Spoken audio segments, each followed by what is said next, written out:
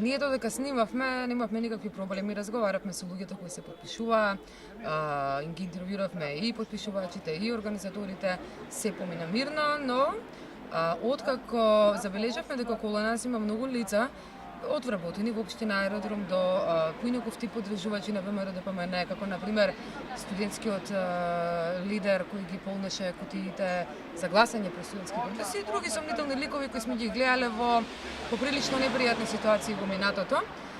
Ги забележавме нив и решивме да останеме подолго од едновични известувања и да направиме целосна репортажа за тоа кој се овде инволвиран во ширење ксенофобија и ширење лажни вести во општината Аеродром за наводни бегалски камвои. Тие забележаа, сватија кои сме, знае со што се бавиме, дека Нова ТВ негува истражувачко новинарство. И откако забележаа дека ние остануваме, не си одиме, тогаш почнаа да настануваат тие непријатности.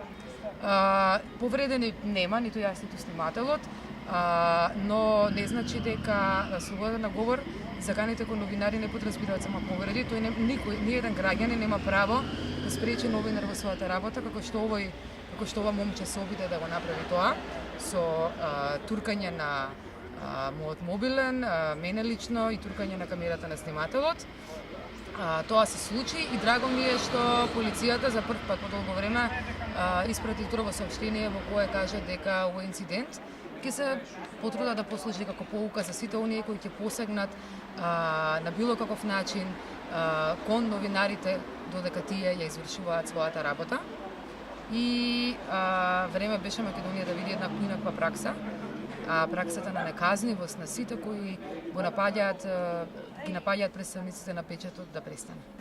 Новинарите не беа само спречувани, новинарите по спречување имаме многу работи.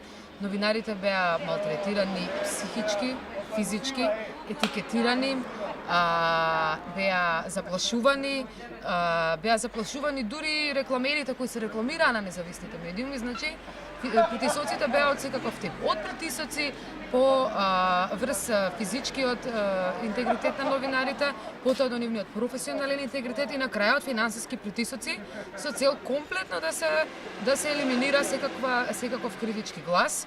Тоа бе едни тешки времиња, а сите физички малтретирања на новинари не само што тие не завршуваа со правни последици по оние кои не малтретираа, туку напротив беа охрабрувани од луѓето кои тогаш ги водеа институциите, а особено од Министерството за внатрешни работи.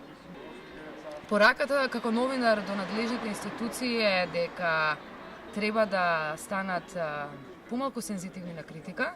Никој кон никого нема ништо лично, ние работиме за интересот на граѓаните, ние ги застапуваме граѓаните и нивните интереси и тоа е се што ние правиме.